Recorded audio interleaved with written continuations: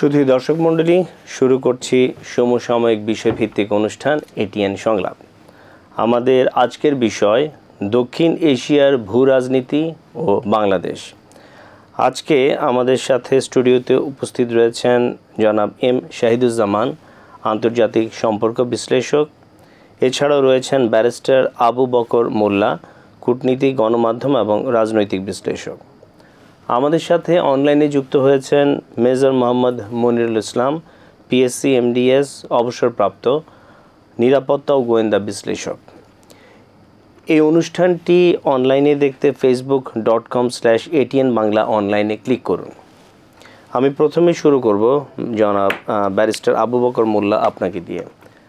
আপনি জানেন যে 5ই আগস্ট পরবর্তীতে একটা নতুন মেরুকরণে বাংলাদেশ রয়েছে এবং দক্ষিণ এশিয়া ভূরাজনীতিতে একটা ভিন্ন ধরনের আবহ বিরাজ করছে। সেখানে আমরা যদি আমাদের দক্ষিণ এশিয়ার রাষ্ট্রগুলোর আন্তঃসম্পর্ক বা আমাদের বৈদেশিক নীতির এই জায়গাগুলো দেখি, এই পরিবর্তিত প্রেক্ষাপটটাকে আপনি কেমন দেখছেন এবং নতুন কোনো ধারা বা ধরন তৈরি হয়েছে কিনা আন্তঃরাষ্ট্রীয় সম্পর্কের ক্ষেত্রে?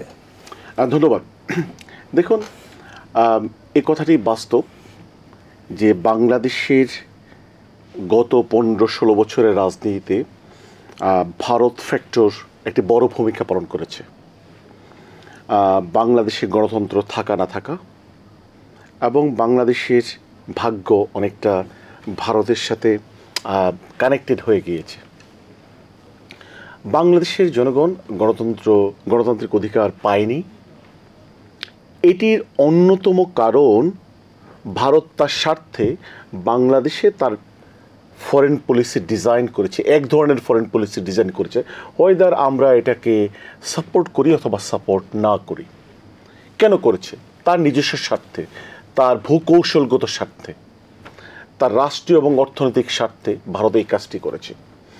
কিন্তু এই নতুন বিপ্লবের পরে ভারতের বাংলাদেশকে নিয়ে তাদের যে ভূকৌশলগত পলিসি ছিল, এটা কিন্তু হুমকির সম্মুখীন। যেই কারণে ভারত অনেকটা নার্ভাস, আমি বলবো ভারত অনেকটা নার্ভাস হয়ে গিয়েছে। এইটা হয়তো তাদের প্ল্যানের অংশ ছিল না যে বাংলাদেশে এই ধরনের একটি বিপ্লব হবে, এই বিপ্লবে ভারত সমর্থিত সরকারের পতন ঘটবে।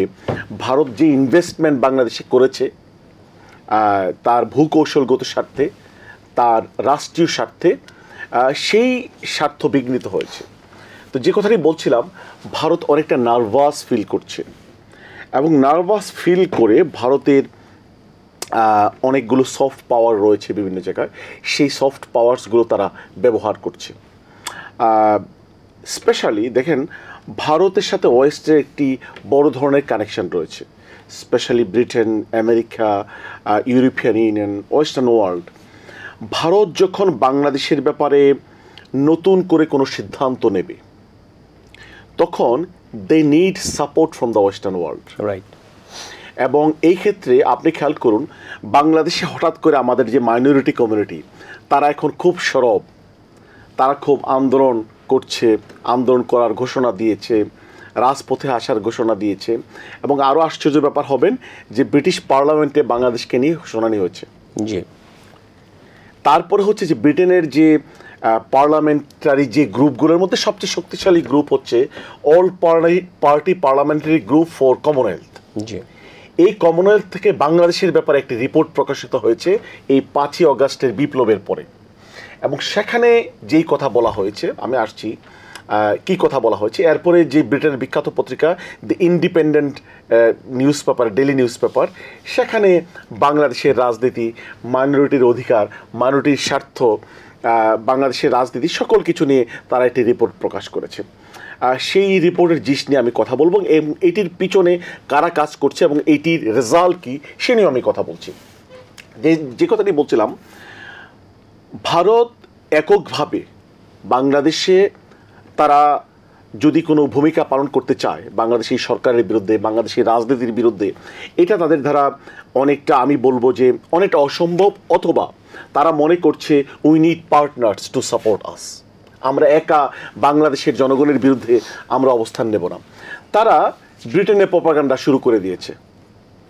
ব্রিটেনে তাদের মাইনরিটি কার্ড তারা প্লে করছে। ব্রিটেনের পার্লামেন্টে যে হিয়ারিংটি হয়েছে, যদি দর্শক শ্রোতারা শুনে থাকেন, ব্রিটেনের পার্লামেন্টারিয়ানরা বলছেন, referring to the all party parliamentary groups on Bangladesh or Commonwealth, তারা বলছে 200 Hindu people R killed after 5th of August। আমরা এই কথাটির ব্যাপারে আমরা বলেছি তাদেরকে, তোমরা কোথায় পেয়েছো, আমরা একটু এভিডেন্স দেখতে চাই। নট অনলি তারা বলছে more than 2000 Awami League members were killed by the opposition or the government forces. তারা বলছে 2000-এর বেশি লোকজন মানে মারা গিয়েছে, 200-র মতো লোক জামাত শিবিরের হাতে মারা গিয়েছে। এটি হচ্ছে অল পার্টি পার্লামেন্টারি গ্রুপের রিপোর্ট 5ই অগাস্টের পরে। এরপরে এটা নিয়ে ব্রিটিশ পার্লামেন্টে শুনানি হলো এবং ব্রিটেনের ইন্ডিপেন্ডেন্ট পত্রিকায় নিউজ হলো। তো পার্লামেন্টারিরা কথা বললেন, জোর দাবি পার্লামেন্টে জানালেন যে ব্রিটিশ গভর্নমেন্ট আজকে এই ব্যাপারে কী ভূমিকা পালন করবে। এখন সমস্যাটি যেটি হচ্ছে, আমি খুব বেশি টাইম, আমি খুব দ্রুত শেষ করে দেবো, আমাদের আরেক মানে আলোচকের কাছ থেকে আপনি যে কথা শুনতে হবে। দেখুন, ব্রিটেন কমনওয়েলথ কান্ট্রির হেড অফ দ্য কমনওয়েলথ। এখন ব্রিটেন যখন বাংলাদেশের ব্যাপারে কোনো সিদ্ধান্ত নেয়, ব্রিটেনের যে কলোনিয়াল স্টেটগুলো রয়েছে, কানাডা, তারপর হচ্ছে New Zealand, Australia, Singapore, even America পর্যন্ত, আমি যেহেতু মানে ডিপ্লোমেসিতে কাজ করি, আমেরিকাও বাংলাদেশের ব্যাপারে কোনো সিদ্ধান্ত গ্রহণ করার পূর্বে they want to be educated. And how they want to be educated, from where? তারা ব্রিটেনের কাছ থেকে ইনফরমেশন গ্যাদার করে, they get educated from Britain on মানে রিগার্ডিং বাংলাদেশ। তো এখন এই ব্যাপারটি যখন ব্রিটেন মানে আমেরিকা পর্যন্ত সিদ্ধান্ত নেওয়ার পূর্বে, যে কোনো পলিসি অ্যাডপ্ট করার পূর্বে, তারা ব্রিটেনের কাছ থেকে জানতে চায়, বুঝতে চায়। ইউরোপিয়ান ইউনিয়ন, তারা এতগুলো কান্ট্রির এখানে একটু বলতে চাচ্ছি যে ওনাদের তো বিভিন্ন হাই কমিশন রয়েছে, বিভিন্ন এজেন্সি রয়েছে, প্রতিদিন রিপোর্ট পাঠানো হয়, right, what is happening within the country. তো এখানে একটা নির্দিষ্ট দেশ কি বলছে, they are so misguided by their understanding and what they are delivering, এটা কি কতটা বাস্তবসম্মত। দ্বিতীয় জায়গা হচ্ছে যে এই সিদ্ধান্তের জায়গাগুলো last 16 years what were their stand point, সেটাও আমরা দেখেছি। But the thing is in the new scenario they are very vocal, they are very strong against Bangladesh. ওনারা কি কোনো এটা ফ্যাক্ট চেক করেন না, মানে without having any fact check? আমি যে কথাটি বলতেছি, দেখেন, ইন্ডিয়ান নিউজ পেপার এবং ইন্ডিয়ান যে মিডিয়া, তারা একতরফা বলে যাচ্ছে বাংলাদেশে মাইনরিটিরা হত্যাযজ্ঞের শিকার হচ্ছে, বাংলাদেশে মাইনরিটিরা অ্যাটাক হচ্ছে। বেসিক্যালি মানে they have been instructed to play minority card, এবং এই মাইনরিটি কার্ডটা আজকে ব্রিটেনেও খেলা হচ্ছে, আজকে আমেরিকাতে খেলা হচ্ছে, হোল ওয়েস্টার্ন ওয়ার্ল্ডে। এবং তারা এত স্ট্রং, এবং দ্যার ইজ এ পসিবিলিটি, আমি মানে এটা কেউ বলতে পারে যে আপনি খুব বেশি চিন্তা করছেন, কেউ ভাবে নাই অল পার্টি পার্লামেন্টারি গ্রুপস বাংলাদেশের ব্যাপারে এত বড় রিপোর্ট প্রকাশ করবে। বাংলাদেশের পক্ষ থেকে, আমি দুঃখজনকভাবে বলতে হয়, বাংলাদেশের পক্ষ থেকে একটি আনুষ্ঠানিক বিবৃতি আসে নাই, প্রতিবাদ আসে নাই। এবং আপনি যে কথাটি বললেন, এতগুলো তাদের এমবিসি রয়েছে, মিশন রয়েছে, আমি তাদের কোনো অ্যাক্টিভ রোল দেখি না। আমরা প্রাইভেট ইন্ডিভিজুয়াল, আমরা কিছু ভূমিকা পালন করেছি, আমরা কিছু কাজ করেছি, কিন্তু সরকারের পক্ষ থেকে কোনো প্রম্পট অ্যান্ড স্ট্রং ডিসাইসিভ কোনো ভূমিকা তারা ব্রিটিশ সরকারের বিরুদ্ধে নেয়নি, ওয়েস্টার্ন ওয়ার্ল্ডে নেয়নি। তারা এই কথাটি, হ্যাঁ, ভারতের ক্ষেত্রে ভারতের পররাষ্ট্র সচিবকে ডেকে অথবা অ্যাম্বাসেডারকে ডেকে তারা প্রতিবাদ জানিয়েছে। বাট দ্য কোশ্চেন ইজ, ভারতের প্রতিবাদ করার চেয়ে আপনি ফুল ওয়েস্টার্ন ওয়ার্ল্ড যখন একই কথা বলছে যে 5ই অগাস্টের পরে বাংলাদেশে মাইনরিটিস আর বিইং অ্যাটাকড, রাইট, সেকুলারিজম এট স্টেক, আপনি এইটার প্রতিবাদ আপনারা করেছেন কিনা, সাকসেসফুলি করেছেন কিনা, কেন করেন নাই? আর ভারত কেন ওয়েস্টার্ন ওয়ার্ল্ডকে তাদের পক্ষে কাজ করাচ্ছে? ব্যাপারটি যেটি ঘটবে, ভারত বাংলাদেশের ব্যাপারে কোনো বড় ধরনের পদক্ষেপ নেওয়ার পূর্বে পুরো ওয়েস্টার্ন ওয়ার্ল্ড যখন বাংলাদেশের বিরুদ্ধে কথা বলবে, তখন ভারতের জন্য খুব ইজি হয়ে যাবে টু ডু সামথিং। না, এমনি আমরা তো আমাদের কিছু বলিনি, ব্রিটেনকে কি বলেছে বা তাদের অল পার্টি ডিসিশনে কি বলেছে, কিন্তু ভারতের ব্যাপারে কিন্তু সরকার তার স্ট্যান্ড পয়েন্টগুলো বারবার বলেছে। হ্যাঁ, ভারতের ব্যাপারে বলেছে, এই কথা সত্য, কিন্তু ব্রিটেনের ব্যাপারে তারা বলেনি। জি, দ্যাট ইজ আ প্রবলেম। আচ্ছা, এখন আমরা আসব জনাব এম শাহিদুজ্জামান। স্যার, যেই বিষয়টা উনি বলছেন যে ইন্ডিয়া আমাদের এই ভূ রাজনৈতিক কনটেক্সটে কিছুটা এখন নার্ভাস রয়েছেন, বা they need partners and they having some sort of lobbyist in the England or যে জায়গাগুলোতে উনি আলোচনা করছিলেন, আসলে পরিস্থিতিটাকে আপনি কিভাবে দেখছেন? ধন্যবাদ। আপনি যেই বিষয়টা উত্থাপন করছেন বলতে, এটা অনেক ওয়াইড। দক্ষিণ এশিয়ার পরিবর্তন, তাই না? দক্ষিণ এশিয়া মূলত বাংলাদেশ কেন্দ্রিক যে এফেক্টটা পড়ছে, গ্লোবাল সিস্টেমের সাথে বাংলাদেশও পার্টিসিপেট করে। আমার কাছে মনে হয় না যে ইন্টারন্যাশনাল সিস্টেমের কনটেক্সটে দক্ষিণ এশিয়ার এমন কোনো গুরুত্বপূর্ণ পরিবর্তন হয়েছে যা আন্তর্জাতিক ব্যবস্থাকে ইনফ্লুয়েন্স করবে। পরিবর্তনগুলো খুবই মাইনর। সাবসিস্টেমিক কনটেক্সটে, মানে আমাদের এই অঞ্চলের কনটেক্সটে, বাংলাদেশে একটা সরকার পরিবর্তনের পেছনে ছাত্রদের একটা বিশাল রোল ছিল, এবং তার আকস্মিকতা ভারতকে অনেকাংশেই তার যে নির্দিষ্ট কৌশলগত অবস্থান সেটা ইনফ্লুয়েন্স করেছে। একমাত্র ভারতই আমার মনে হয় আচরণগত দিক থেকে এফেক্টেড হয়েছে। অন্যান্য দেশগুলো, নেপাল, শ্রীলঙ্কা, এমনকি পাকিস্তান, এদের উপরে কোনো রকম কোনো প্রভাব পড়েনি। আর ভারতের আচরণগত দিকটাও এটা অনেকাংশেই অবাস্তব ও অত্যন্ত নিম্নমানের সাংবাদিকতার ওপর ভিত্তি, কেননা পশ্চিমের গণমাধ্যমগুলো সরাসরি এখানে কাজ করছে এবং তারা দেখতে পেয়েছে। এবং পরশুদিন স্বয়ং মার্কিন যুক্তরাষ্ট্র ভারতকে বলেছে যে ভারতের অ্যাটিটিউড সহযোগিতামূলক নয় সম্পর্কের ক্ষেত্রে। কূটনৈতিক শিষ্টাচারের দিকে স্যার আপনি কি বলবেন, যে আচরণটা আমরা দেখলাম বিগত 2 মাসে ভারতের এই ধরনের আচরণ আগেও আমরা লক্ষ্য করেছি। কারণ ওই যে কানাডায় যে ঘটনাটা ঘটলো, সেখানেও ভারত অনেকাংশে আকস্মিকভাবে আইসোলেটেড হয়ে গিয়েছে। কোনো পশ্চিমা দেশ বা এমনকি আমাদের এই বৃহৎ আফ্রো এশিয়ান দেশগুলোর মধ্যেও ভারত কোনো সমর্থন পায়নি। এককভাবে ভারতের আচরণ অনেকাংশেই ভারতকে আইসোলেট করে দিয়েছে। আর মার্কিন যুক্তরাষ্ট্রের কাছ থেকে ভারত যেমন আশা করছিল যে যেহেতু ট্রাম্প ক্ষমতায় আসবে, মার্কিনি সিম্প্যাথি ভারতের প্রতি থাকবে, ইন্টারেস্টিংলি এনাফ তেমন কোনো কিছু ঘটেনি। এমনকি এই যে তুলসী গ্যাবার্ড আর এই প্যাটেল দুজনই ইন্টেলিজেন্স কমিউনিটির নেতৃত্ব দিবে, সেখানেও তাদের কনফার্মেশনের ব্যাপারেও সন্দেহ রয়েছে।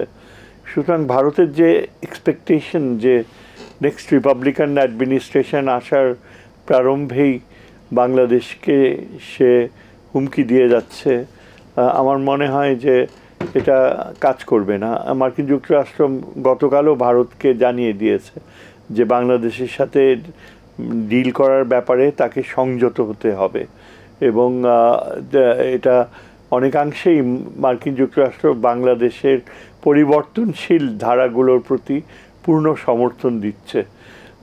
সুতরাং আমার মনে হয় আমাদের ইন্টারনাল ডাইনামিক্সগুলো এখন গুরুত্বপূর্ণ। এক্সটার্নাল ডাইনামিক্সে যেটা তাৎপর্যপূর্ণ আঞ্চলিক ক্ষেত্রে, সেটা হচ্ছে হয়তো এই বিষয়টা এখনও উত্থাপন করা হয়নি, আমাদের পূর্বে মায়ানমার কর্তৃক যে একটা জাস্ট অ্যাডজাসেন্ট অঙ্গরাজ্যে যে অহিংসতা দেখা দিয়েছে এবং তার একটা নির্দিষ্ট চরিত্র নির্ণয় হওয়া, এবং সেখানেও ভারত দাবি করা যে পুরা বিষয়টা বাংলাদেশের বিপক্ষে যাচ্ছে, এটা ইন্টারেস্টিং এনাফ বাংলাদেশের ভিতরে কিন্তু কোনো রিয়াকশনস এখনো আমরা দেখতে পাচ্ছি না সরকারের তরফ থেকেও।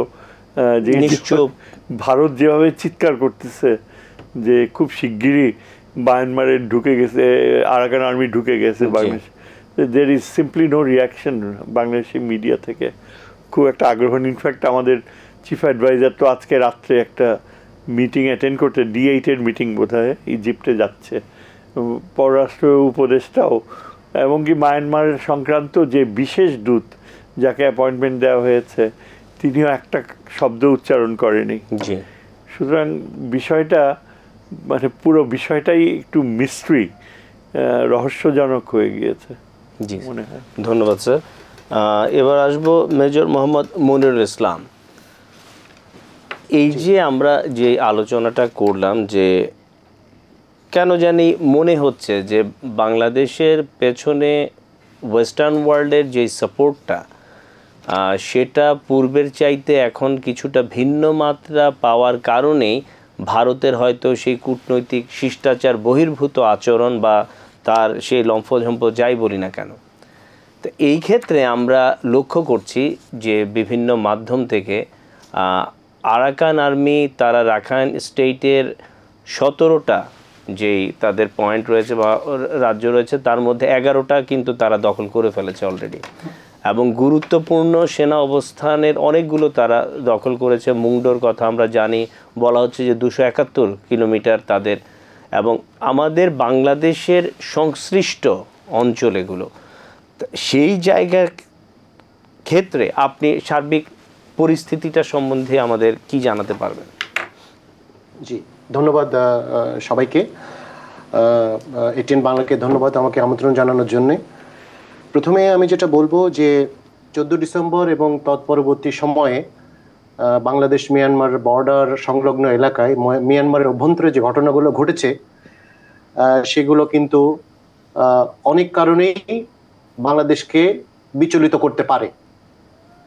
কারণ 270 কিলোমিটার প্লাস যে আন্তর্জাতিক সীমারেখা আছে বা ইন্টারন্যাশনাল বাউন্ডারি আছে, সেই বাউন্ডারি এলাকায় আরাকান আর্মির এই যে ট্রায়াম্ফ্যান্ট মার্চ বা জয়ের যে যাত্রা, সেই যাত্রা অনেক ডাইমেনশনেই বাংলাদেশকে আসলে প্রভাবিত করার সম্ভাবনা আছে।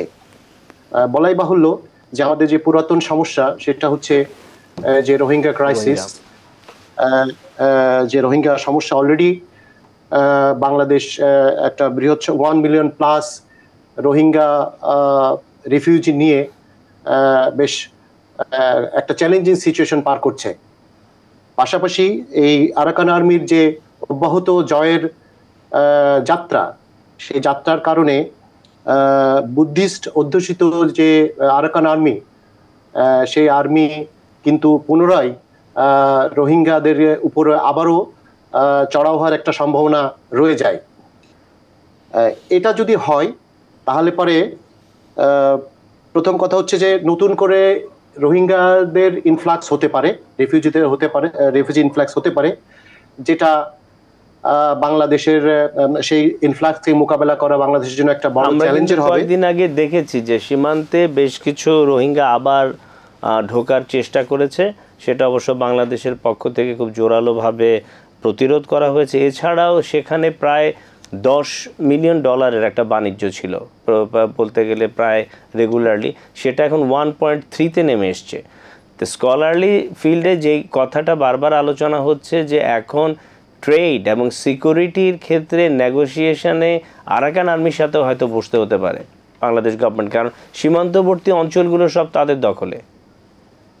অফকোর্স আমরা যদি রিয়েলিটি মেনে নেই তাহলে কিন্তু আমাদের নতুন করে ভাবতে হবে এবং আরাকান আর্মির যে লিডারশিপ আছে তাদের সঙ্গে যোগাযোগ স্থাপন করে তাদের সঙ্গে আমাদের অতি দ্রুত একটা নেগোসিয়েশনের একটা এফোর্ট এটা ইনিশিয়েট করতে হবে।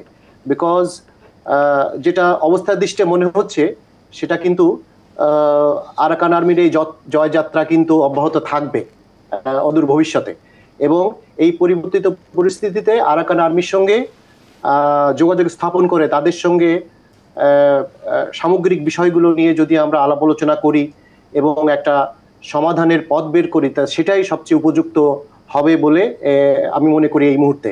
আরেকটা কথা বলে রাখি, খুব প্রাসঙ্গিক কথা, সেটা হচ্ছে যে গত 15-16 বছর ধরে বেসিক্যালি আমাদের বাংলাদেশের যে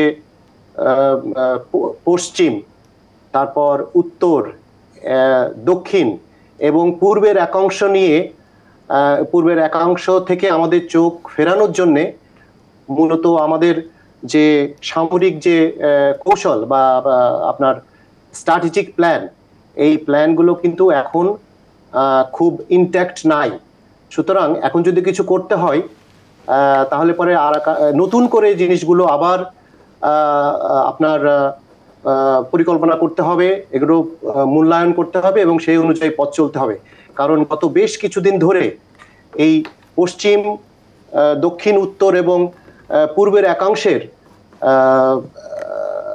থেকে বাংলাদেশের মানুষের এবং সামগ্রিক বাংলাদেশের সিস্টেমকে সিস্টেমের মনোযোগ একটু ডাইভার্ট করার জন্য এই প্ল্যানগুলো কিন্তু আর আপডেটেড করা হয়নি এবং এই প্ল্যানগুলো নতুন করে করতে হবে এবং প্রয়োজনে অবশ্যই আমাদের কূটনীতিক মহল এবং অন্যান্য যে সংশ্লিষ্ট মহল আছে তারা অবশ্যই জানি আরাকান আর্মির সঙ্গে ইমিডিয়েটলি একটা নেগোসিয়েশন। আমরা তো জানি যে সেখানে বাংলাদেশের সরকারের পক্ষ থেকে বেশ কিছু ইনিশিয়েটিভ হয়তো নেওয়া হয়েছে, কিন্তু এগুলো মিডিয়া বা আমাদের এই সাধারণ আলোচনায় যে রকম ভারত সীমান্তের কথাটা আসে সেই জায়গাগুলো অতটা গুরুত্ব পাচ্ছে না কেন? বিষয়টা হচ্ছে যে এখন যেহেতু মায়ানমার বাংলাদেশ সীমান্তে একটা যুদ্ধাবস্থা বিরাজমান আছে, সুতরাং এটাই more important point to address actually এই মুহূর্তে। আর ভারতীয় সীমান্তবর্তী এলাকার যে বিষয়টা, সে বিষয়টা আমাদের সমালোচক কিছুক্ষণ আগে বললেন যে পশ্চিমা বিশ্ব বা অন্যান্য যে এক্সটার্নাল যে স্টেক হোল্ডার আছে তাদের সবারই কিন্তু এখানকার পরিস্থিতির ডেভেলপমেন্ট, এখানকার পরিস্থিতি কোন দিকে যাচ্ছে কি যাচ্ছে তাৎক্ষণিকভাবে না জানতে পারলেও তাদের নিজস্ব ওয়েজ এন্ড মেকানিজম আছে কিন্তু এগুলোকে জানা, বোঝা এবং সেগুলোকে মূল্যায়ন করা।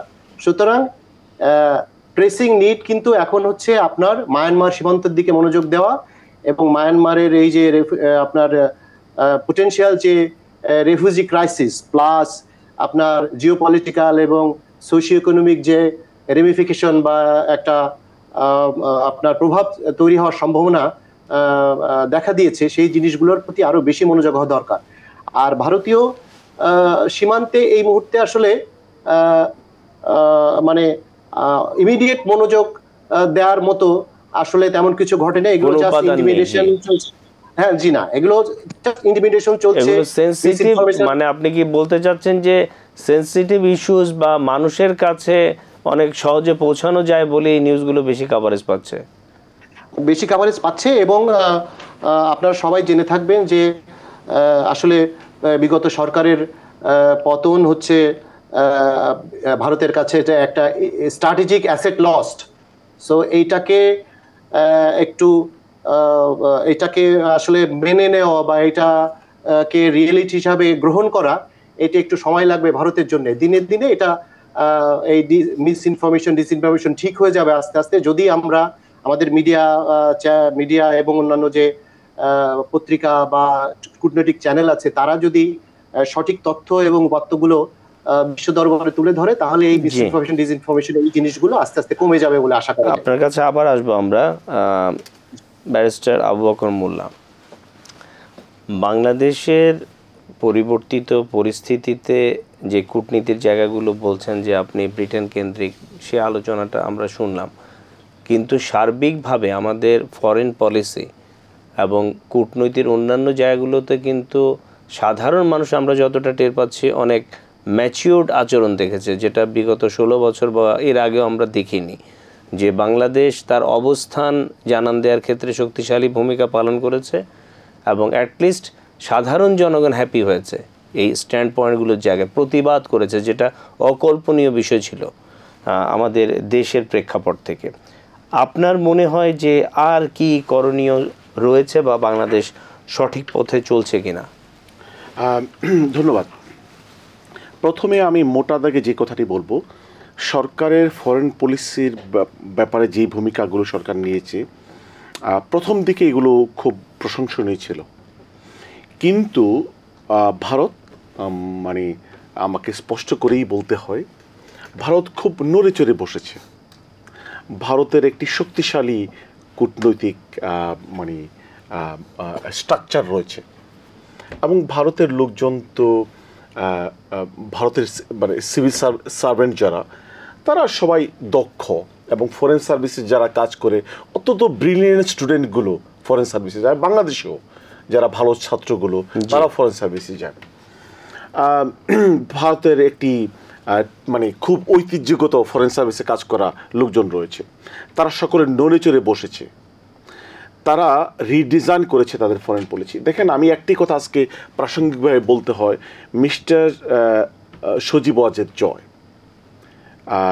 শেখ হাসিনা তো নয়, উনি মানে আমেরিকাতে একটি লবিং ফার্ম হায়ার করেছেন। Western world still very important for Bangladesh, এবং they are playing a significant role in Bangladesh. এখন এই কারণে ওয়েস্টার্ন ওয়ার্ল্ডকে প্রভাবিত করার জন্য জয় তার স্টোলেন মানি দিয়ে, আমি বলবো যে জয়ের টাকার উৎস কী এ ব্যাপারে আমার প্রশ্ন রয়েছে। এটা অনেকেই বলছেন এগুলো আওয়ামী লীগের স্টোলেন মানি। একদিকে জয়, এটা বাংলাদেশের পত্রপত্রিকা এসেছে, তারা একটি লবিং ফার্ম হায়ার করেছে আমেরিকায়। কেন হায়ার করেছে? এটার উদ্দেশ্য কী? ওয়ান অফ দ্য উদ্দেশ্য হচ্ছে যে আমেরিকান ফরেন পলিসিকে প্রভাবিত করা, কংগ্রেস সিনেটকে প্রভাবিত করা। ব্রিটেনে যেটা করছে বা ইউএসএতে করছে, এগুলো তো আইনগতভাবে লিগ্যাল।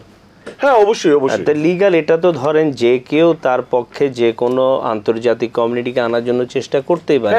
আমাদের সরকার রয়েছে, তাদেরও বিভিন্ন ধরনের পদক্ষেপ রয়েছে। কিন্তু আমি বলতে চাচ্ছি যে এই যে ধরেন পরিবর্তিত যে 5ই অগাস্ট পরবর্তী যেই সময়, সেখানে একই সাথে আমাদের এই ভূ রাজনীতির সাথে ভেতরগত আমরা সংস্কার কার্যক্রমও দেখছি। আপনি যেহেতু আইন নিয়ে কাজ করেন দীর্ঘদিন, আপনি বলছেন 26 বছর বোধহয় ওখানে রয়েছেন, এই যে আমাদের সংস্কার কার্যক্রমগুলো এবং নির্বাচন, এটা আমরা দেখছি যে এক এক সময় এক এক ধরনের বক্তব্য আসছে। তো সেই ক্ষেত্রে আপনার মনে হয় যে সরকার সঠিক পথে আছে কিনা? যেই আমরা বিভিন্ন ধরনের শুনছি যে 25-এর শেষের দিকে বা 26-এর, আবার আজকে শুনছি যে প্রেস সচিব বলছেন যে না, এটা 26-এর জুনে। তো এই যে সময়কালটা বা ব্যাপ্তির কথাটা প্রকাশ করা হচ্ছে, আবার আমরা দেখলাম তত্ত্বাবধায়ক সরকারও ফিরে আসছে। তো এই কেন্দ্রিক ডিসিশনগুলোর আপনার মানে আন্ডারস্ট্যান্ডিং, তত্ত্বাবধায়ক সরকার ফিরে আসার যে ঘোষণাটি আজকে হাইকোর্টে এসেছে, এটি অত্যন্ত প্রশংসনীয় একটি ভূমিকা। এটি ওয়েস্টার্ন কমিউনিটি যারা ডেমোক্রেসি দেখতে চায়, ওয়েস্টার্ন ডেমোক্রেটিক ওয়ার্ল্ড এটাকে সাপোর্ট করবে। কিন্তু এটা ফাইনাল না। হাইকোর্টের decision is not law unless it is approved by the supreme court, appellate division. Appellate ডিভিশনে একটি রিভিউ পিটিশন অলরেডি রয়ে গিয়েছে।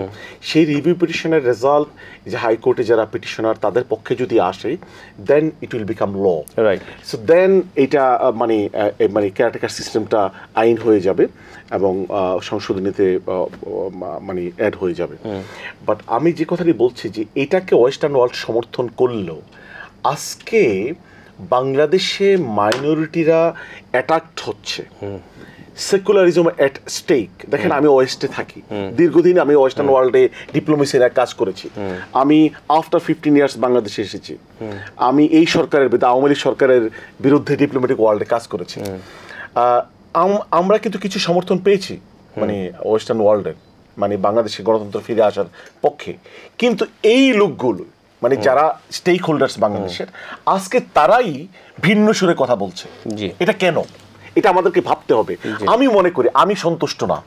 অর্থাৎ পররাষ্ট্র নীতির ব্যাপারে বাংলাদেশ যে পররাষ্ট্রনীতি অবলম্বন করেছে অথবা তাদের পররাষ্ট্র মন্ত্রণালয় যেই ভূমিকা নিচ্ছে, আমি সে ব্যাপারে সন্তুষ্ট না। ওই জায়গাটা যদি একটু আমাদের বলতেন যে সংস্কার এবং নির্বাচনের জায়গাটা যে সঠিক পথে রয়েছে কিনা বর্তমান সরকারের চিন্তা ভাবনা। আমি এখন পর্যন্ত কোনো নেগেটিভ মানে কমেন্ট করতে রাজি নই, বিকজ তারা 4 মাসের সরকার। আমরা 15-16টি বছর ডেমোক্রেসি থেকে বঞ্চিত হয়েছি। আমি ব্যক্তিগতভাবে তাদেরকে আর একটু সময় দেওয়ার পক্ষপাতী। বাট আমি ব্যক্তিগতভাবে মনে করি এই লোকগুলোর খুব বেশি লোভ নেই, এই লোকগুলো ষড়যন্ত্রের সাথে সম্পর্কিত নয় বলে আমি মনে করি। হ্যাঁ, কেউ কেউ বলতে পারে দে আর বাইং টাইম, তারা সময় ক্ষেপণ করছে, তারা মানে সংস্কারের নামে, নির্বাচনের নামে তারা দীর্ঘদিন ক্ষমতা থাকতে চাচ্ছে, এই অভিযোগটি কেউ কেউ দিচ্ছেন। কিন্তু আপনি যদি চিন্তা করেন, তাদের তো সংস্কারের জন্য একটি সময় প্রয়োজন, নির্বাচনের সঠিক প্রিপারেশনের জন্য একটি সময় প্রয়োজন, তারা যৌক্তিক সময় পাওয়ার দাবি রাখে। আমরা দেখেছি বিক্রম মিস্ত্রি যখন এসেছেন উনি কিন্তু একটা মেসেজ দিয়েছেন যে যতদিন না পর্যন্ত এখানে নির্বাচিত সরকার আসে কূটনৈতিক চ্যানেলে ওনারা খুব বড় ধরনের ডিসকাশন বা সিরিয়াস ডিসকাশন এই সরকারের সাথে যাবেন না। দেখুন, আজকে আপনি সুন্দর প্রশ্ন করেছেন, আজকে যে ভারত নির্বাচনের কথা বলছে, তো এর পূর্বে যখন আওয়ামী লীগ ক্ষমতায় ছিল, বাংলাদেশের নির্বাচিত জনগণের গণতান্ত্রিক অধিকার, সে ব্যাপারে ভারত কি বলেছে, সে ব্যাপারে ভারত এই ধরনের চাপ সৃষ্টি করেছে কিনা? ভারত তো তা করেনি, এটি বাংলাদেশের জনগণ প্রত্যক্ষ করেছে। কিন্তু আজকে ভারত যে কথাটি বলছে, এটি তাদের এই বক্তব্যটিকে প্রশ্ন করার আমার অধিকার রয়েছে, বাংলাদেশের জনগণের প্রশ্ন করার রয়েছে, তারা কি আসলেই সিনসিয়ার কিনা বাংলাদেশের জনগণের গণতান্ত্রিক অধিকারের ব্যাপারে, নাকি তাদের অন্য প্ল্যান রয়েছে, এই ব্যাপারে প্রশ্ন করার অধিকার রয়েছে। ভারতকে আমি সিনসিয়ার পাইনি, এবং বাংলাদেশে আমাকে দুঃখজনকভাবে বলতে হয়, ওয়েস্টার্ন ওয়ার্ল্ডে যে প্রপাগান্ডাটি হচ্ছে বর্তমানে, সেই প্রপাগান্ডার পেছনে ইন্ডিয়ান মিডিয়া, ইন্ডিয়ান সিভিল সার্ভেন্টদের ভূমিকা রয়েছে, ইন্ডিয়ান সিভিল সোসাইটির ভূমিকা রয়েছে। তারা ওয়েস্টার্ন ওয়ার্ল্ডকে প্রভাবিত করেছে, এবং যেই কারণে ওয়েস্টার্ন স্টেক হোল্ডার্সরা আজকে, তবে একই সাথে মনে হয় কি এখন তো আসলে আপনার সবকিছু আমরা খুব ওয়েল কানেক্টেড, রাইট? এখানে আপনি ইউএসএ তে বসে বাংলাদেশের পত্রিকা পড়তে পারেন, হ্যাঁ সেটা রয়েছে, লবিস্ট উপর রয়েছে, মিস ইনফর্মড হতে পারে, সেখানে আমাদের সরকারকে আরো দৃঢ় বা শক্ত ভূমিকা রাখতে হবে। কিভাবে মানুষ মিস ইনফর্মড হয়? ব্রিটিশ পার্লামেন্টের লোকজন কিন্তু অত্যন্ত দক্ষ এবং তারা ওয়েল ইনফর্মড। সেখানে অল পার্টি পার্লামেন্টারি গ্রুপস বলছে 200 হিন্দু লোককে জামাত শিবির হত্যা করেছে, 2000 আওয়ামী লীগ মেম্বারকে 5ই আগস্টের পরে হত্যা করা হচ্ছে। আপনি দেখছেন হাউ মিস ইনফর্মড দে আর। এটাকে মিস ইনফর্ম না, কোনো নির্দিষ্ট পক্ষের ব্যাপারে তারা কাজ করছে। এখানে যে ঘটনাগুলো ঘটছে, এই যে আমি যে কথাটা বললাম, জয় আমেরিকাতে লবিং ফার্ম নিয়োগ করেছে, এবং ব্রিটেনে বিটিপি অ্যাডভাইজার নামে একটি পিআর কোম্পানিকে আওয়ামী লীগ ঘরানার কেউ হায়ার করেছে বড় অঙ্কের টাকা দিয়ে, এবং তারা ব্রাসেলসেও পিআর কোম্পানিকে নিয়োগ দিয়েছে, জেনেভাতে পিআর কোম্পানিকে নিয়োগ দিয়েছে। তো তারা তো সেখানে কাজ করে, তাদের পক্ষে পিআর অ্যাক্টিভিটিস চালায়, তাদের পক্ষে লবিং অ্যাক্টিভিটিস চালায়। তো যখন একটা মিথ্যা বারবার বলে, তো মানুষ তো প্রভাবিত হয়ে যায়। আমাদের অন্যান্য রাজনৈতিক দলগুলোরও এইরকম বিদেশের শাখা রয়েছে, তারাও এই সকল ব্যাপারে কাজ করছে বা করতে পারবে। আমি এই পর্যায়ে প্রফেসর এম শাহিদুজ্জামান আপনার কাছে জানতে চাচ্ছি, এই যে আমাদের যেই জায়গাগুলো উনি আলোচনা করলেন, একই সাথে যে আমাদের এখন যেই ফরেন পলিসি রয়েছে, আপনি সেটার কি কোনো সীমাবদ্ধতা বা এমন কিছু কি আপনি মনে করেন যে যেখানে নতুনভাবে এই জায়গাগুলোকে অ্যাড্রেস করা প্রয়োজন রয়েছে? একই সাথে বিক্রম মিস্ত্রি যে স্টেটমেন্টটা দিয়ে যাওয়ার চেষ্টা করেছেন যে যতদিন না জনগণের প্রতিনিধিত্ব নিশ্চিত হচ্ছে সরকার ব্যবস্থায়, ততদিন পর্যন্ত ওনারা এক ধরনের ডিপ্লোম্যাটিক যে জায়গাগুলোতে সিরিয়াস কোনো আলোচনা বা বিষয় যেতে চাচ্ছেন না। তো এই জায়গাটাকে আপনি কিভাবে দেখছেন? খুব ভালো বিষয় উত্থাপন করেছেন। দেখেন, আমাদের ফরেন পলিসির সবচেয়ে বড় সীমাবদ্ধতা ছিল যে গত 15 বছরে এক ব্যক্তি কেন্দ্রিক, তার অস্তিত্ব বজায় রাখা কেন্দ্রিক এমন কিছু বাধ্যবাধকতা ছিল যা হ্যাবিচুয়াল ওবিডিয়েন্স, মানে অভ্যাসগত আচরণে পরিণত হয়, এবং শেষ পর্যন্ত দেখা যায় যে অতীতের বেশ কয়েকজন পররাষ্ট্র সচিব স্পেশালি এদের যে আচরণ সম্পূর্ণ নিয়ন্ত্রিত হতো ভারতের প্রভাবে, এবং অতীতের এই গত 15 বছরের স্পেশালি লাস্ট 5 ইয়ার্সে দেখা গিয়েছে ভারত অত্যন্ত দ্রুত গতিতে আমাদের এই পররাষ্ট্র নীতির প্রতিটি অঙ্গে তাদের প্রভাব নিয়ন্ত্রণ করে। যেমন ধরেন, আমি যদি মায়ানমারের কথাই ধরি, মায়ানমারে যে পলিসি ছিল এবং যে ওই মতাদর্শগত প্রক্রিয়াটা ব্যবহার করা হয়েছে, friendship to all, malice two নান, এটা একেবারে ইট ওয়াজ বেসিক্যালি একটা পলিসি অফ অ্যাপিজমেন্ট, যেটা আমাদের পররাষ্ট্রনীতির ভাষায় তোষামোদ নীতি, যেটা কোনো বাস্তব ভিত্তিই ছিল না। এটা অনেকটা কল্পনাপ্রসূত আইডিয়ালিস্ট ওয়ার্ল্ডে প্রয়োগ করা হয়, কেননা আপনি একদিকে বলছেন যে friendship to all malice two নান, তার মানে কেউ যদি আপনাকে ধরে নেয় যে আপনি রিয়্যাক্টও করবেন না, যেটা মায়ানমারের বেলায় হয়েছে।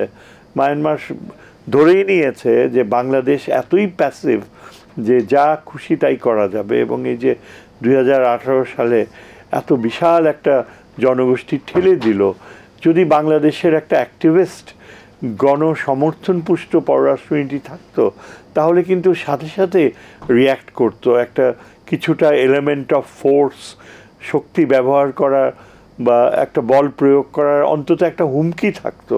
তাদের এতগুলা লোক এখানে মানে আনপ্রেসিডেন্টেড। আপনার মনে হয় স্যার সেই জায়গাটা কেন বাংলাদেশ সেই সময় এই যে ওই সময়টায় দেখেন অনেক কিন্তু বাইরে থেকে কথা হচ্ছিল যে রোহিঙ্গাদের সামরিক একটা সমর্থন দেওয়া উচিত, যে তারা একটা নিজস্ব শক্তি গড়ে তুলুক। আমরা সমস্ত সলিউশনস ছেড়ে দিয়েছি জাতিসংঘ, ভারত, চীন, রাশিয়া, যুক্তরাষ্ট্রের উপরে। এরা প্রত্যেকেই কিন্তু নিজের নিজের স্বার্থে কাজ করেছে, একটা বিশাল আমলাতন্ত্র জাতিসংঘ গড়ে তুলল, এবং রোহিঙ্গারা যে একটা রেজিস্ট্যান্স গড়ে তুলবে, তারা যে নিজের আবাসভূমি আবার ফিরে পাবে, সেই প্রক্রিয়াটাকে বাংলাদেশ একেবারেই এনকারেজ করেনি।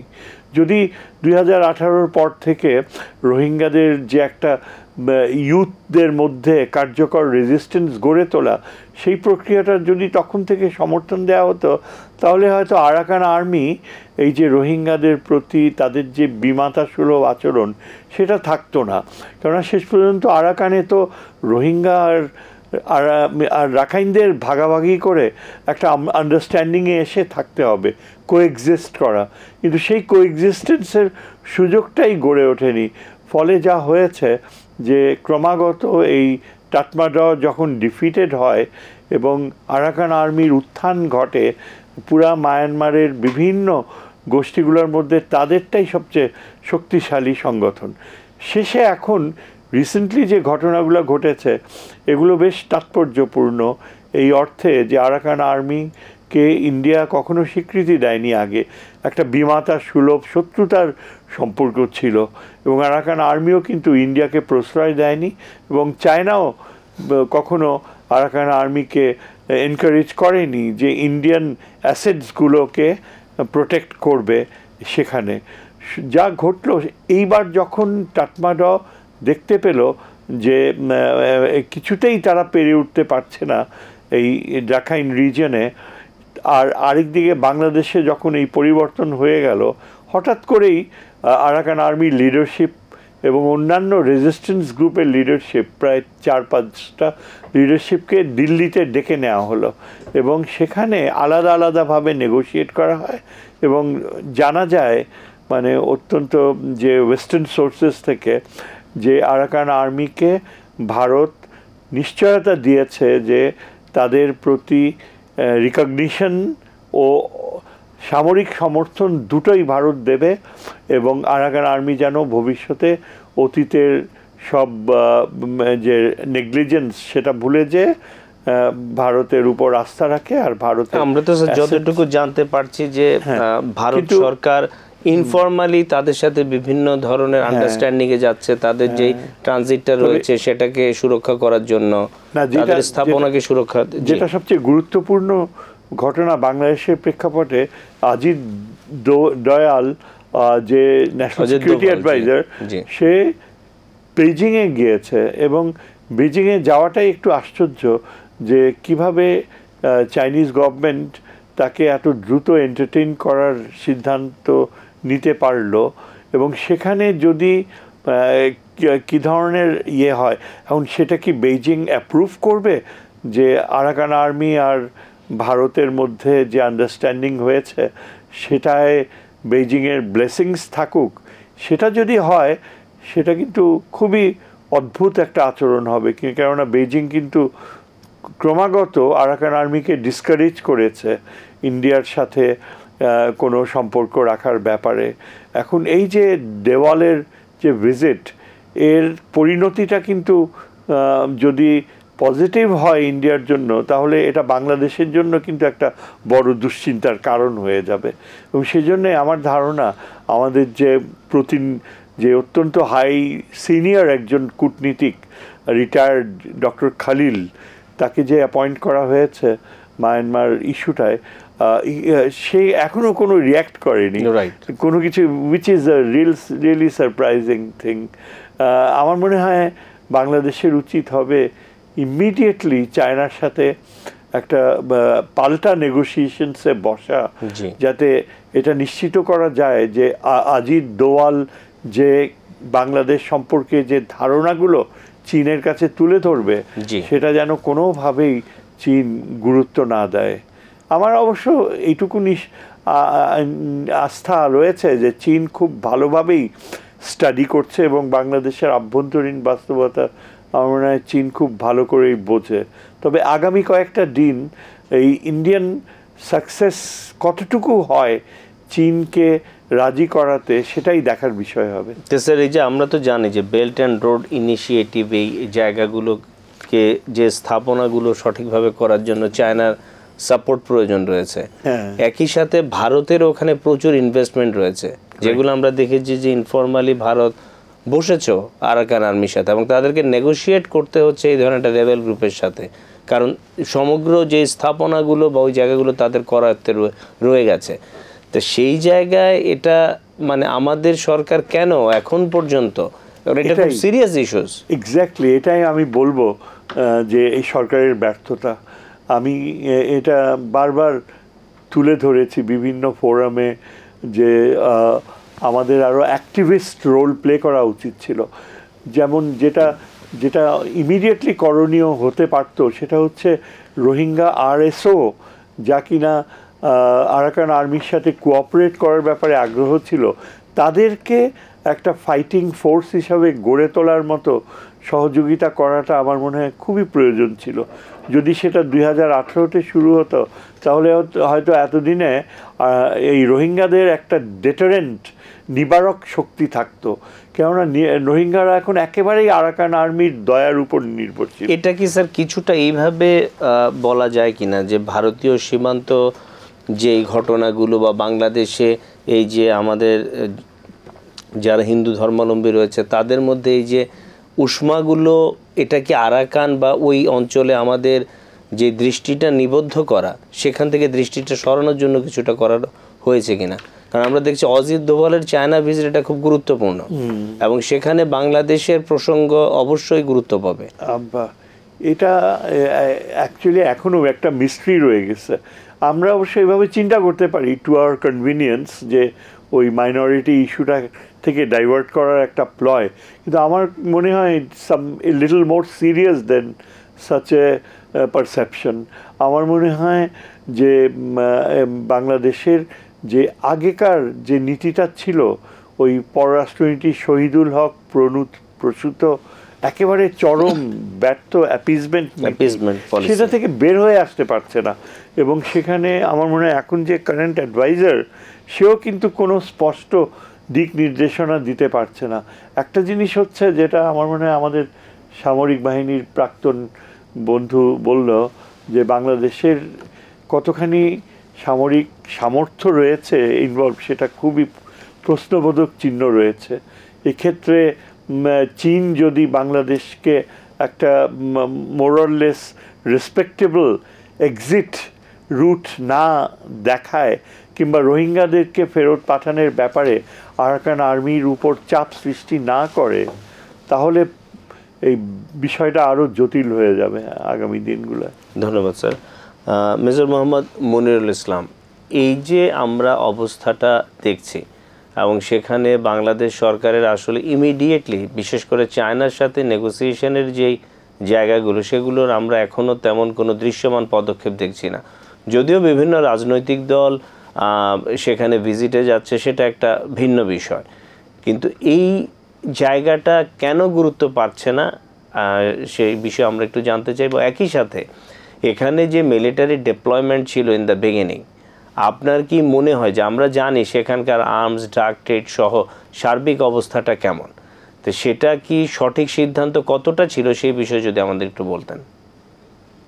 আচ্ছা, প্রথম কথা হচ্ছে যে আমরা আমার আগের বক্তব্যের রেফারেন্স দিয়ে বলছি, আগে যেটা বলেছিলাম যে অনেক দিন ধরে আসলে মায়ানমার নিয়ে আমাদের যে একটা ইন্ডিপেন্ডেন্ট চিন্তা, ইন্ডিপেন্ডেন্ট পলিসি মেকিং, সেটা সামরিক হোক বা কূটনৈতিক হোক, আমার মনে হয় সেখানে একটা ব্যাঘাত সৃষ্টি হয়েছে গত বেশ কিছু 1.5 দশক বা তারও বেশি সময় ধরে। সো আমরা প্র্যাকটিক্যালি কিন্তু আমরা late in responding to the latest development. সর্বশেষ যে আপনার যে বাংলাদেশ মায়ানমার আন্তর্জাতিক সীমারেখা বরাবর বা মায়ানমারের দিকে যে ডেভেলপমেন্টগুলো হলো, সেই ডেভেলপমেন্টগুলোর পরিপ্রেক্ষিতে করসপন্ডিং যে আপনার আমাদের অ্যাকশন নেওয়ার কথা ছিল সে ব্যাপারে আমরা অলরেডি লেট। এটা হলো আমার প্রথম কথা। দ্বিতীয় কথা হচ্ছে যে ভারত এবং চায়না তাদের এত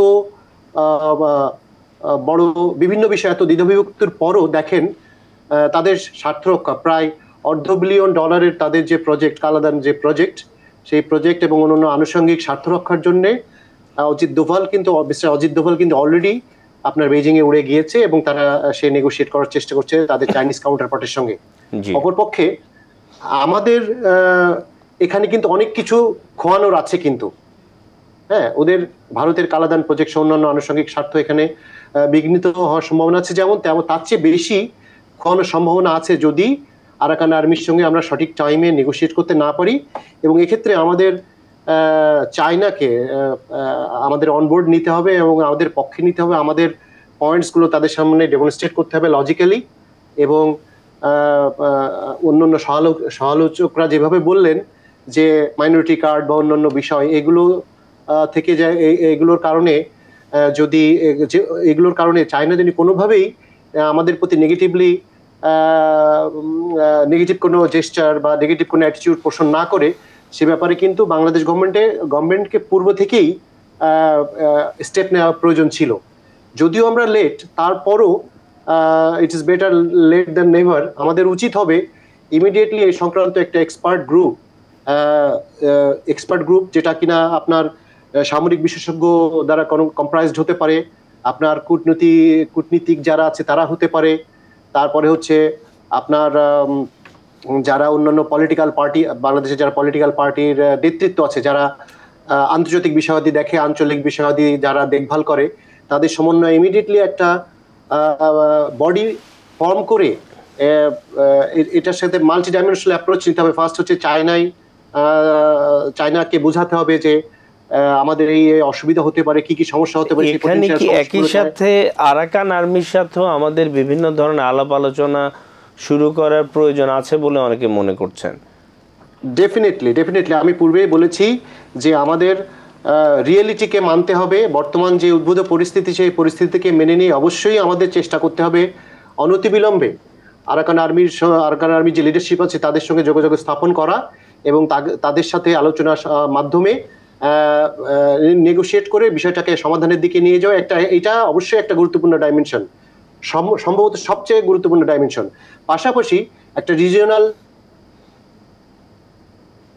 রিচ আউট করতে পারি আমরা, অন্যান্য আমাদের যারা এলাই আছে তাদেরকে রিচ আউট করতে পারি। ইন্ডিয়া, আমার যেটা মনে হচ্ছে দিনের শেষে ইন্ডিয়া এবং চায়না তাদের উভয়েরই স্বার্থ কিন্তু তারা সংরক্ষণ করবে। তাদের সফট পাওয়ার বলেন, মিলিটারি পাওয়ার বলেন, রিজিওনাল পাওয়ার বলেন, পলিটিক্যাল পাওয়ার, অল পাওয়ার তারা এক জায়গায় হারভেস্ট করে তারা কিন্তু তাদের যে স্বার্থ, সেই স্বার্থকে সুরক্ষিত করবে। কিন্তু অবস্থা দৃষ্টে এখন পর্যন্ত যেটা মনে হচ্ছে, আমরা আমাদের দেশের স্বার্থ রক্ষার্থে তেমন কোনো দৃশ্যমান পদক্ষেপ এখনো পর্যন্ত নিতে পারি নাই।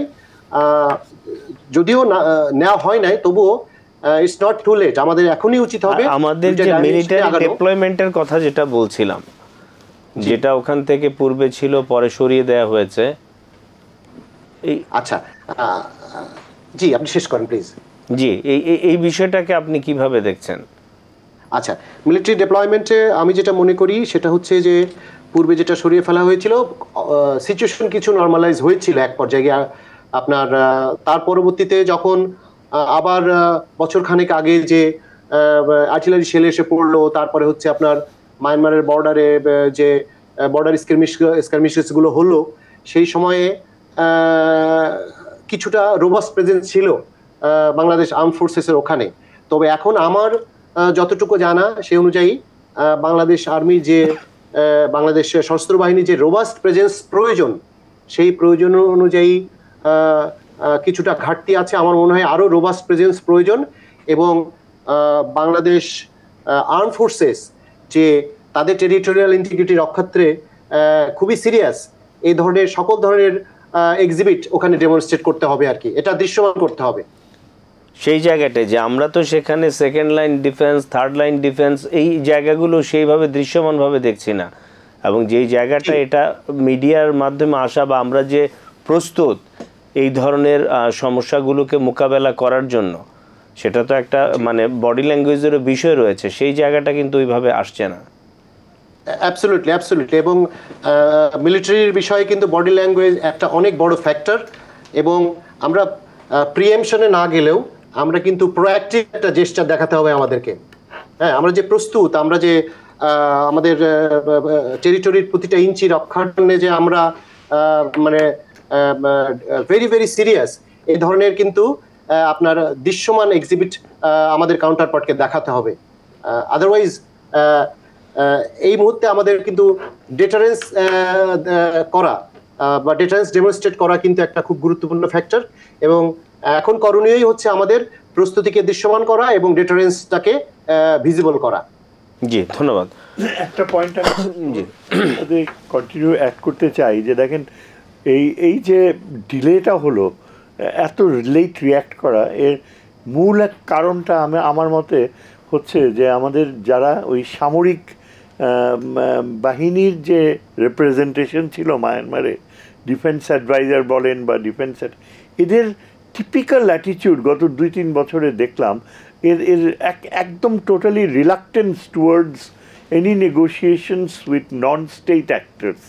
মানে আরাকান আর্মি বলেন আর অন্যান্য এই যে রেজিস্ট্যান্স গ্রুপসগুলা, এদেরকে নন স্টেট অ্যাক্টর শব্দটা ব্যবহার করে জাস্ট ডিসমিস করে দেয়। রাইট। এবং অনেক আমরা চেষ্টা করেছি আমাদের মতো, আমরা বলছি যে এদের সাথে আরেকটা, অবশ্য কিছুটা ইন্টেলিজেন্স লেভেলে বোধহয় নেগোসিয়েশনস হয়েছে, যা শুনলাম ডিজিএফআই গত 6 মাসে বোধহয় কিছুটা মিড লেভেলে গিয়েছে, কিন্তু তাতে আরাকান আর্মির লিডারশিপের সাথে কোনো একটা স্পেসিফিক যে ইনফ্লুয়েন্স আনবে সেটা সম্ভব হয়, যেটা আমরা শুনেছি যে অনেকটাই মিস করেছে, যে অপরচুনিটিটা ছিল। এখন তাতমাদাও যখন চূড়ান্ত পরাজিত হচ্ছে, এখন কিন্তু আবার দেখা যাচ্ছে আমাদের কয়েকজন প্রাক্তন সামরিক বাহিনীর ওইখানকার এক্সপার্টরা এখন বলতে শুরু করছে যে তাতমাদাও তো বোধহয় আর ক্ষমতায় নাও আসতে পারে। জি স্যার, আমি যদি একটু অ্যাড করি স্যার, বিষয়টা হলো যে আমরা আনফর্চুনেটলি আমরা বড় মানে বেশ কিছু বছর ধরে আমরা দেখতে পাচ্ছি যে আমরা কিন্তু একটা সামরিক বাহিনীর পক্ষ থেকেও কিন্তু আমরা একটা রিঅ্যাক্টিভ জেস্টারে থাকি কিন্তু স্যার। আমরা আসলে একটু যদি প্রোঅ্যাক্টিভ হতে পারতাম এ ব্যাপারে, মানে স্যার যেমন বললেন, প্রফেসর শাহিদুল স্যার যেভাবে বললেন যে আমাদের যে ইনফর্মাল যে অ্যাপ্রোচগুলা বা নন স্টেট অ্যাক্টরসগুলোর সঙ্গে যে এনগেজমেন্ট, এই এনগেজমেন্টগুলো করার জন্য আমাদের আগেই এনগেজমেন্ট করার প্রয়াস আগেই ইনিশিয়েট করা দরকার ছিল। হিসেবে আমরা রিঅ্যাক্টিভ জায়গায় খুব নাম করছি, এটা টেরোরিজম বলেন যে জায়গায়, প্রতিটা জায়গায় আমরা রিঅ্যাক্টিভ, আমাদের প্রোঅ্যাক্টিভ কিছু হলে তখন আমরা কাজ করি বা অ্যাকশন নেই। Reaction is not immediate even. Right. তা ব্যারিস্টার আবু বকর মোল্লা, আমাদের এই যে যদি দক্ষিণ এশিয়ার জায়গা বলি, পাকিস্তানের সাথে আমাদের সম্পর্ক কি হওয়া উচিত এই সরকার এবং ভবিষ্যতের জন্য? কারণ আমরা জানি যে বিগত সময় এক ধরনের বিষয় গেছে, তো এই বর্তমান প্রেক্ষাপটে আপনি কি মনে করেন যে আমাদের সরকারের পলিসিটা কি হওয়া উচিত? দেখুন, আমি এই ব্যাপারটাতে যাওয়ার পূর্বে আমি বাংলাদেশের পররাষ্ট্রনীতি নিয়ে খুব অল্প সময় রয়েছে, মানে অল্প করে আমি একটু কথা বলতে হবে। জি, বাংলাদেশের পররাষ্ট্র মানে নীতিকে অথবা পররাষ্ট্র ডিপার্টমেন্টকে নতুন করে ঢেলেই সাজানো হয়নি এই বিপ্লবের আলোকে।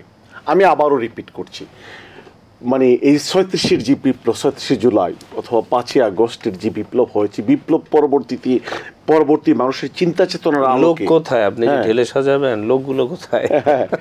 এটাকে ঢেলে সাজাতে হবে। দেখুন, তার্কিতে থিওরি, কিন্তু বাস্তবতা অনেক ভিন্ন। আমি বাস্তবতার কথাই বলছি। মানে তার্কিতেও কিন্তু একটি কু হয়েছিল, জি, সেখানে 4000-এর বেশি জাজকে পর্যন্ত রিমুভ করা হয়েছিল জি যারা এই কুয়ের সাথে জড়িত ছিল। সেখানে অনেক সিভিল সার্ভেন্টকে রিমুভ করা হয়েছে। সিভিল সার্ভেন্টকে এক big number of civil servant I am closely connected with Turkish administration, জি এই big number of civil servant remove করা হয়েছে। জাজেস অ্যাবাভ 4000 জাজেস রিমুভ করা হয়েছে। তারপরে কিন্তু তারা একটি পিওর মানে একটি সিস্টেম পেয়েছে এবং তারা তারা তারা এমন সিস্টেম পেয়েছে তারা ওইখান থেকে আর কোনো চ্যালেঞ্জ অথবা থ্রেট ফিল করছে না। জি এখন বাংলাদেশেও কিন্তু আপনি যদি মনে করেন যারাই আছে পররাষ্ট্র মন্ত্রণালয়ে, যারাই আছে জুডিশিয়াল সার্ভিসে, যারাই আছে সিভিল সার্ভিসে, তাদেরকে সেখানে রেখে কোনো রকমে চালাতে হবে অথবা ইন্টেলিজেন্স অর্গানাইজেশনগুলোকে, এটি আমি মনে করি একটা ভুল ডিসিশন। এইভাবে সম্ভব নয়। আপনাকে এই 15 বছরে যারা বিভিন্নভাবে ভেস্টেড ইন্টারেস্ট পূর্ববর্তী গভর্নমেন্টের মাধ্যমে তাদেরকে সরাতে হবে। সেটা হয়তো ধীরে ধীরে হবে, কিন্তু আমি যে প্রশ্ন করছি পাকিস্তানের সাথে সম্পর্ক, আমি আসছি, আমাদের খুব অল্প সময় আছে, 1 মিনিট। হ্যাঁ আমি আসছি। ইভেন আমি শেষ করতে চাই, আমার এই প্রোগ্রামটি পররাষ্ট্র মন্ত্রণালয়ের লোকজন দেখতে পারে। তারা কিন্তু western world, Bangladesh belongs to western democratic world. জি সেখানে ওই ডেমোক্রেটিক ওয়ার্ল্ডে বাংলাদেশের ব্যাপারে যে প্রপাগান্ডাগুলো হচ্ছে জি সেই ব্যাপারে তারা কোনো প্রম্পট ডিসিশন নেয় নাই। জি আমরা রিকোয়েস্ট করেছি পর্যন্ত, প্রম্পট কোনো আমরা ডিসিশন দেখি নাই। এমন কেন হচ্ছে না? আমি মনে করি এটার পিছনে কিছুটা ষড়যন্ত্র রয়েছে। না আপনি বলেছেন সেই জায়গাটা। এখন আসেন পাকিস্তানের ব্যাপারে। দেখুন, আমাদের মানে এই বিপ্লবের চেতনার আলোকে পাকিস্তানের সাথে সম্পর্ক আমাদেরকে নতুন করে ডিজাইন করতে হবে এবং পাকিস্তানকেও 71 ইস্যুর ব্যাপারটা মানে নতুন করে বাংলাদেশের জনগণের চিন্তা চেতনার আলোকে তারা অ্যাড্রেস করতে হবে এবং পাকিস্তানকে তারা অ্যাপ্রোচ করতে হবে, তারা বুঝাতে হবে এবং পাকিস্তানও বুঝতে হবে উই নিড পাকিস্তান। আমরা এই মানে সার্কের গুরুত্বপূর্ণ একটি কান্ট্রি হচ্ছে পাকিস্তান, সুতরাং আপনি সার্ককে মানে রিঅ্যাক্টিভেট করতে হবে, এটা হচ্ছে আমার সাজেশন। আর হচ্ছে পাকিস্তানের সাথে সম্পর্ক বাড়াতে হবে। বাট আমি এই কথার অর্থ এটি বলছি না যে আমাদের সাথে তাদের অনেকগুলো সমস্যা রয়েছে, সেই সমস্যাগুলো অত ঐতিহাসিক প্রবলেম রয়েছে, সেই সমস্যাগুলো যতটুকু সম্ভব দেখেন বর্তমান বাস্তবতার আলোকে, রিয়েলিটির আলোকে কিন্তু আমরা সেগুলোকে একদম ডিল করতে হবে, অ্যাড্রেস করতে হবে। শেষ পর্যায়ে চলে এসেছি এবং পাকিস্তান সার্কের গুরুত্বপূর্ণ অংশ। বাংলাদেশের সাথে পাকিস্তানের ঐতিহাসিক সম্পর্ক রয়েছে, পাকিস্তানের জনগণের সাথে এবং আমাদের বাংলাদেশের জনগণের সাথে ধর্মীয় সম্পর্ক রয়েছে। সুতরাং আমরা একেবারে ইগনোর করতে পারি না পাকিস্তানকে। পাকিস্তান বাংলাদেশের সাথে ইন মেনি ওয়ে কানেক্টেড। আমরা পাকিস্তানকে শত্রু গণ্য করে we cannot advance. Professor M Shahiduzzaman, জি এই যে পাকিস্তানের সাথে আমাদের সম্পর্ক এই নতুন পরিস্থিতিতে, এই জায়গাটাকে স্যার আপনি কিভাবে দেখছেন? দেখেন, পাকিস্তানের সাথে এখন আমাদের একটা অত্যন্ত সুন্দর নতুন ক্রিয়েটিভ সম্পর্ক জন্ম নিচ্ছে। প্রবলেমটা কিন্তু বাংলাদেশের মানুষের না, প্রবলেম পাকিস্তানের সাথে প্রবলেমটা হচ্ছে আওয়ামী লীগ নামক একটি সন্ত্রাসী সংগঠন ও তার প্রভু ভারতের। এই সন্ত্রাসী সংগঠনের বিচার হচ্ছে, এদের বিচারের ফলে এদের চরম শাস্তি হবে, এটাই দেশবাসী আশা করে এবং আমরা একটা নতুন চ্যাপ্টার খুলতে চাই। পাকিস্তান খুব গুরুত্বপূর্ণ দক্ষিণ এশিয়াতে নিউক্লিয়ার পাওয়ার এবং ভারতকে যদি আমাদের মোকাবেলা করতে হয়, ভারত আমাদের দেশ দখল করতে চায়, আমরাও চাই। আমি মনে করি ভারতকে ভাঙার প্রক্রিয়ায় যাওয়া উচিত। এই যে উত্তর পূর্ব ভারত, এটা কখনো তাদের ছিল না। ঐতিহাসিকভাবে উত্তর পূর্ব ভারত আমাদের হওয়ার কথা ছিল। সরওয়ার্দিকে ষড়যন্ত্র করে যদি তখন না সরানো হতো তাহলে ওই উত্তর পূর্ব ভারত আমাদের থাকতো, ত্রিপুরা আমাদের থাকতো, এমনকি আরাকানও আমাদের থাকতো। ভবিষ্যতে কোন দিকে যাবে রাষ্ট্র ব্যবস্থার সীমান্ত কেউ ঠিকমতো বলতে পারে না। 70-80 বছর পর সীমান্ত পরিবর্তন হয়, ঐতিহাসিকভাবে সত্যি, এবং এই প্রক্রিয়া অলরেডি পৃথিবীর বিভিন্ন দেশে শুরু হয়ে গেছে। সুতরাং আমি মনে করি যে দক্ষিণ এশিয়ায় বাংলাদেশ, পাকিস্তান ও অন্যান্য দেশগুলো মিলে আমরা ভারতকে উপযুক্তভাবে পররাষ্ট্র নীতি শিক্ষা দিব। জি, ধন্যবাদ স্যার।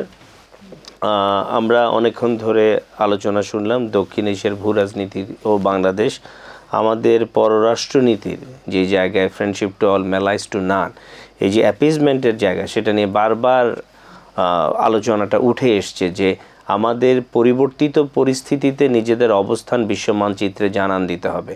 আমরা দেশ হিসেবে যতই ছোট হই না কেন, 180 মিলিয়ন জনসংখ্যা আমাদের দেশের, এবং সেই জায়গায় আমাদের নতুনভাবে নতুন পরিস্থিতিতে প্রয়োজন রয়েছে। আমাদের যেই পররাষ্ট্র মন্ত্রণালয় রয়েছে, বিশেষ করে আমাদের মায়ানমার সীমান্তবর্তী যেই বিষয়গুলো, সেই জায়গাগুলোতে আরও যথেষ্ট গুরুত্ব দিয়ে মোকাবেলা করা উচিত, এবং সেখানে আরাকান আর্মি সহ যেই নন স্টেট অ্যাক্টরসগুলো রয়েছে তাদের সাথে ইমিডিয়েটলি যোগাযোগগুলো স্থাপন করা প্রয়োজন।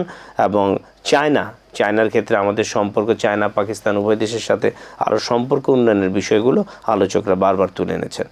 আপনারা সবাই ভালো থাকবেন। শুভরাত্রি।